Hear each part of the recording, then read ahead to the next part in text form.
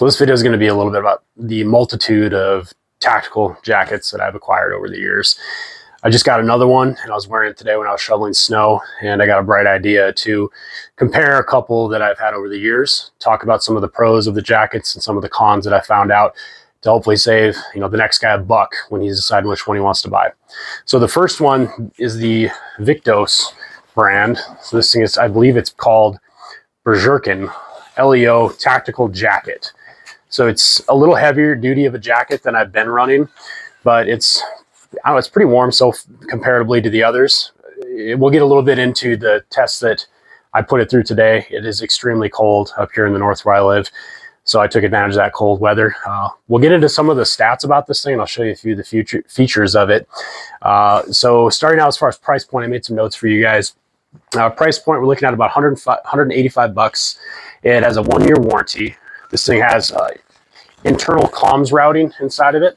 So along the internal side of the jacket here, there's a port hole right here that's going to take you out into, I guess, the pocket, or if you want to route it down to a belt, or if you're just going to run headphones on a cell phone, whatever.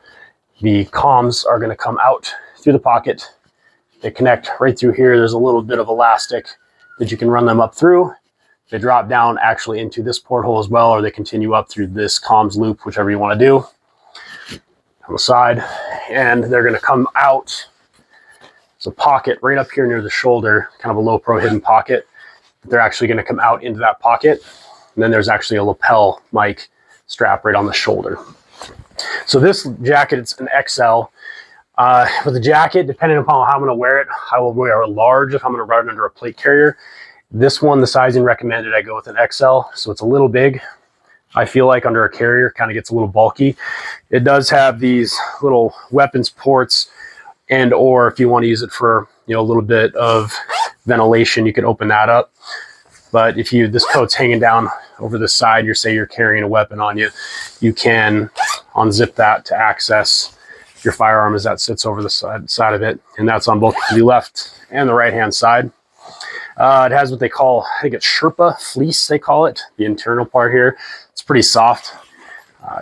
And a few other features of it. It's made of 3 layers, allegedly waterproof. That's always a little subjective to whatever the elements you find yourself in. Made in China. The majority of the ones we're going to talk about today, actually all of the ones we're going to talk about today, are not made in the United States. That was the basics on the V.XI Berserker LEO tactical jacket. There'll be links up here on the screen when you guys take a look at it. I'll toss a webpage up so you can see what this thing looks like. V.XI's webpage happens to be down right now, so we went with Amazon to kind of give you an idea of what we're talking about. So I wore this one for 30 minutes today as I was shoveling my sidewalk, and we'll get into kind of how that felt towards the end here, but it was all right. It was manageable. In that kind of cold, though, no matter what you're wearing, it's going to get a little nasty. That's number one. Second one we're going to talk about. This one was sent to me for a wear test, and in looking at it, at first it seemed really small, really light. It was extremely light. I didn't think it would be too warm. And this one's 511. It's brought to us by 511. And the brand that they put it out under is the V.XI, is something that they're kicking out. It's a clothing series that they're putting out. I'll put that up as well so you guys can take a look at that on the screen. And the name of this thing is the XTU LT3 jacket. Once again, I thought it was extremely light. I didn't anticipate it being super warm, but I was pleasantly surprised. I've been wearing this now for probably, I think, 3 months going on. Today was the coldest day I've ever actually had it out in the field wearing it. And once again, very pleasantly surprised. So this jacket, some of the features that I like about this, it is a little bit lower of a cut. So if I am running a belt on here, I don't have to worry about this sitting over the top of that belt. The underneath your arms, so right up in the armpit area, all the way down almost to the base of the coat on like your rib cage area, it's got this material here that is extremely stretchy, like elastic material that has a really good stretch to it. That being said, that material is super thin, so you can see it on the inside as well. It's super thin, but very stretchy, so this thing gives you the ability to move. You don't feel like you're hemmed up when you're wearing this thing. It's extremely light, like I'd mentioned. They have some proprietary material inside of it. I can't remember the name of it on the webpage, but once again, you'll be able to see it on there. but very warm coat. Very impressed with this thing. Up on the shoulders, you have places to stick your patches. The V.XI jacket had those as well on them. No hood. Once again, a lot of places for dress code policy reasons, safety reasons, they don't put a hood on it. So if you're not wearing a helmet or some type of headgear, that could be an issue for you. But very impressed with this one so far. I would be a little curious to see what would happen if I were to catch it on barbed wire or a sharp piece of tin or something like that. All right, on to the next. So the last one we're going to talk about, this one's made by Cool, and this one is called the Stretch Voyager. This is a coat I've been running for going on, I think, 4 to 5 years now. This is a little different than what we talked about with the other two. Those are kind of standalone jackets that you could wear. This kind of weather especially, I would recommend some type of layering, but for the purposes of the 30-minute test, I ran those through too today. Ran them by themselves with just a t-shirt under it. So this jacket is different in the sense that it's extremely thin. This thing is made to be like a waterproof layer more so, but this holds heat in amazingly well. So it's extremely thin, but when you layer with this thing, it's been money. If you're wearing a plate carrier and you want something that's not massive and bulky, that'll fit underneath that plate carrier sleekly, and you're not just going to feel like the Michelin Man, this thing's a great option. Some of the features with this, it does have a hood. Once again, if you're wearing a helmet and that's something you do, hood's not really necessary, but it's got a bit of a reinforced brim on the hood right here. Inside of that brim, there's actually a little piece of bungee cord in there that helps keep it from flipping up over if the wind catches it, so it's not rolling back. Water runs off that really well. And the hood is also adjustable. So on the back side, underneath this flap, it looks like a ventilation flap, but up underneath there, there's another bungee cord that you can reef on and adjust that hood size to be a little bit smaller, a little more snug if you wanted to. This has all the coats so far both have pockets on either side with a zipper on them. The external pockets are zippered, so you're not losing your goodies. On the inside of this one, we also have another secure pocket zipper as well. And on the bottom of it, there's another feature that I haven't used, but it's nice to have. At least I have it cinched down now, but it's got that bungee cord material in it inside it as well, to where if you really need to cinch that thing down and tuck it in even, gives you that ability here. And it's just a pull and play system. So you can rip that tension back out whenever you deem. So if you just need to want to wear it casually, just pull that tension back out. And then you have that ability to kind of get that loose fit out of it if you want to conceal something underneath it. One of my favorite things about this jacket has been how small it gets. So I keep this thing with me at all times in my vehicle, but you can see just by condensing it down how small that gets to just stick either in a pack or back up underneath your seat. That's where this one sits for me. So highly impressed with this. Obviously incorporation of a base layer is good. And some of the specs with this guy, the Cool Stretch Voyager jacket, $179. I find that it's extremely breathable. The waterproof protection level that it offers is actually extremely good. I've had a ton of field time in this one and some serious downpours and some serious cold weather. This thing has been amazing to keep that base layer insulated and keep me dry. Ultra lightweight, we talked about that thing's tiny. Look how small you can get it. 4-way stretch for freedom of motion. We talked a bit about that as well. Not quite as good as the 511 brand, I've found. That underarm seam is amazing as far as feeling like you're not confined by the jacket. We talked about the zippers. Very small footprint, once again, made in China.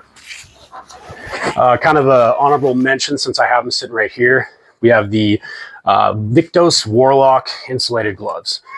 I have battled to find the perfect pair of gloves. The climate I live in can go from -17 with wind chill, which it is today, to anywhere in the hundreds of degrees. So finding a do-it-all glove is not impossible.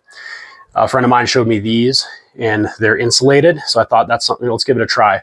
I have to have dexterity when I'm doing what it is that I do for work.